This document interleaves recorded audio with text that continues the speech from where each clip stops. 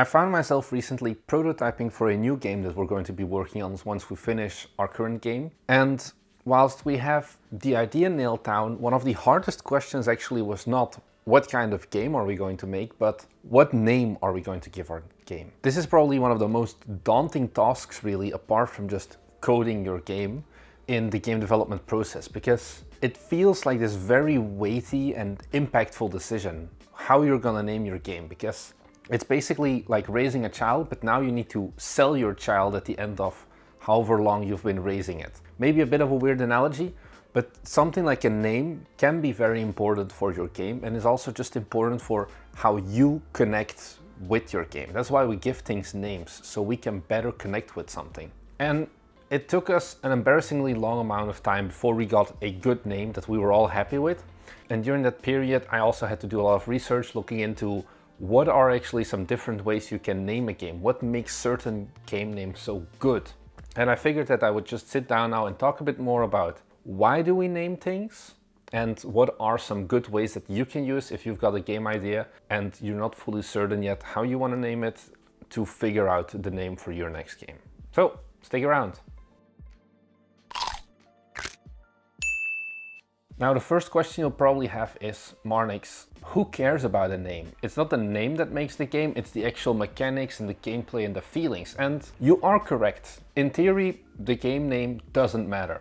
That's what you see also with a lot of big AAA studios. They have internal project names, for example, up until the marketing department at the end of the development decides that this is going to be the name. However, that's how AAA studios work, and I don't really vibe with the concept of only letting your marketing department decide the name of your game, because some really cool names can come out of the developer team who are always busy with it. And also most likely you won't have a marketing department if you're an indie studio. So most likely you'll already be naming your game the moment basically you're writing down your first idea on your draft of your pitch or your game design document or whatever. I personally am a very big proponent of naming your game as fast as possible because, as I said before, you get attached to names. Names have a special meaning to us humans. It's like some psychology thing. I don't understand it, but it's much nicer to say that, oh, I am working on this game and have an actual name than just saying, like, oh yeah, I'm working on a project X or whatever.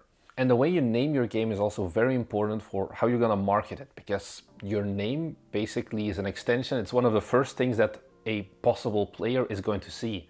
They're going to see your name as first, and then maybe if you have some promotional art, they'll see that as well, but nothing else of the game. So having a name that is very catchy or that really conveys what your game is going to be about is also very important. So with that out of the way, how do you name your game? Well, I've actually gotten a few different ways that you can go ahead to name your game, which I'll be going over now.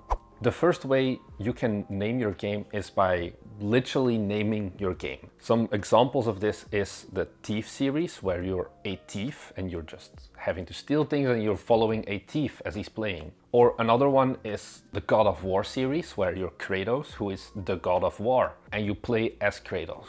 Or a third example is not specifically maybe a character of your game, but could also be something like the Command & Conquer series, where you're basically explaining the plot of the game. You have to command and you have to conquer. These names are very easy to come up with almost, because you'll have something, but the problem is now that there are so many games out there that all of the good names almost have been taken already. For example, Thief and Command & Conquer are very old games, back before there were no similar games. Now if you go into Steam and you type in basically any single word, you'll find like 10 games at least that just use that title alone. So that's, I think, the biggest problem, is that it's very hard now, because of how saturated it is, to find a name that is just literally a word.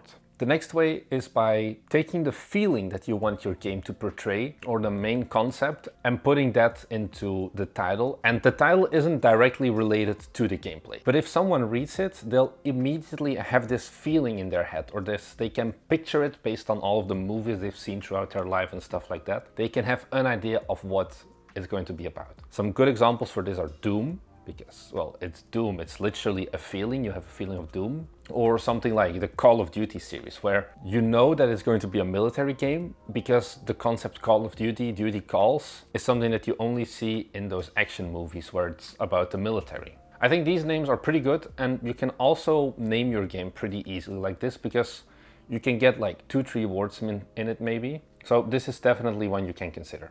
And then the next kind of title is the hold up title, how I like to call it.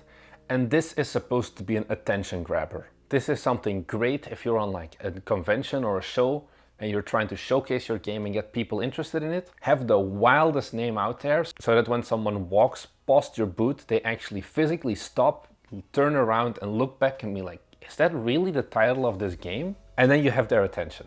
These titles usually make no sense at all, even if you've really played the game. I think one great title that you never really question, for example, where the name really comes from or what it means, is something like a Super Smash Bros. If you take this title without knowing anything about the game, it's very weird because what, I'm going to smash my brothers? No matter how you define Smash, it's always still a bit of a weird name, but it works in the concept of the game still because you have the gameplay, but that's totally not what you think about when you heard that title for the first time. And as I said, these titles usually don't make sense. So you have something like the BioShock series, which, what does it mean? Nobody knows really. Or Undertale. Again, it's a good name, but it doesn't really explain the game. It's just something that makes you question, what would this be about?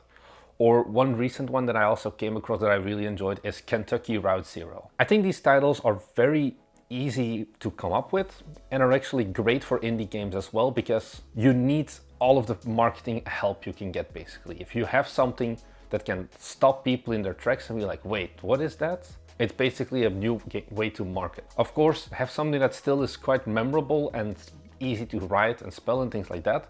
But I think that this is one of the best kinds of naming you can do for your game. Then we have the clever titles, as I say, where there's really been a lot of thought put into it. And this is once again, that's something that you see a bit more with bigger AAA studios where they have dedicated people who just have to think about the title. And those are games such as Uncharted or Dead Space, where you understand the name more when you actually play the game as well. These names may also sometimes have wordplays involved with them, which is something that I would strongly, by the way, advise you against. Don't do any wordplays in English because, first of all, not the entire world speaks English, so some people may lose the meaning of your wordplay. And second of all, if you translate your title, you also lose the meaning of the wordplay. So this is a title you can use as well. However, this usually comes a bit later in the development cycle, only that you realize that, oh, we could name our game this instead of right at the beginning. And then lastly, you have the name drop titles. Once again, these are pretty solid. A good example for this is Halo, where the Halo is actually part of the game, but you wouldn't know that until you actually start playing the game. Once again, this is a pretty decent name, so you can always go ahead and try out this one as well. So those are the main ways you can name a game. So what you would do now then, and what I suggest, is that first you decide what kind of title do you want. Do you want something like a mood, which is what we had, or do you want to just have a, wow, what is this effect with your title? Choose that one first and then figure out some scrappy title to use for like 15 minutes and start working from that. So ideally you have some like pen and paper, or you have multiple people with you that you can bounce ideas off, and you give an example of a title, and then you just start shifting some words and meanings, and you look into what are some possible names we can do there. Write down as many ideas as you can, and probably your first or second idea will be the one you go with, but it's still very good to write down a lot of ideas, just so you have everything covered basically. Maybe you'll still find something new. The next thing I would suggest is to have a very short name. Use ideally one word, but then again you have the problem that all of the words are basically taken already when it comes to games, so you'll probably have to go to 2 or 3 words. I think 2 words is the sweet spot. Maybe also use something like an alliteration, so where both words start with the same letter. It's very easy to remember then, and it's also a bit of an easy wordplay that doesn't require an understanding of English. Or if you want to use 3 words, I would already watch out with it because it gets quite long already. So make it 3 short words, or make it like 2 big words and then an off or an and in the middle, for example. Because as I said, you want your game to be as easy to remember as possible. If someone sees your game pass by, they need to be able to remember it, even if they're not really going to think about it for the next half year. And the last thing I should suggest is to Google your name that you're thinking of. Look it up. What does Google return when you search for your name? Because if you suddenly have a name that is already used by something else, for example, it's going to be much harder to stand out in search results and things like that. Also put it through YouTube. For example, when you look Forge Industry up on Google, you find our game usually. But if you look up Forge Industry on YouTube, you get these very weird ASMR videos about like metal forging industries instead of our game. Ideally, you want to prevent this. You want something where you don't really get any search results that fully match your title, or maybe there's like one word that matches, but that's what you really want to go for. So it makes it really easy for your game to be found online as well. And that's basically how I would go ahead in naming my game. How did you name your game? Did you just pull up something from thin air and be like, I'll go with this one? That's a bit how we did with Forge Industry. Or did you spend basically months trying to figure out what's a good name, having the project names in the meantime? I'm always very curious about what you developers are doing when you're working in your own games. So leave a comment down below. I love to interact with you guys. And apart from that, if you're new here, I'm Marnix. I'm the creative director at the studio Bite Me Games. We make our own indie games, and we also create 2 videos every week with this kind of content where we talk about topics related to game development. And if that's something you're interested in, be sure to go ahead and subscribe, and also maybe leave us a like. And then in exchange, you will get 2 videos every week delivered to your subscription box. And yeah, that's all I really have to say for this video. Thanks for watching, and I'll see you guys in the next one. Bye!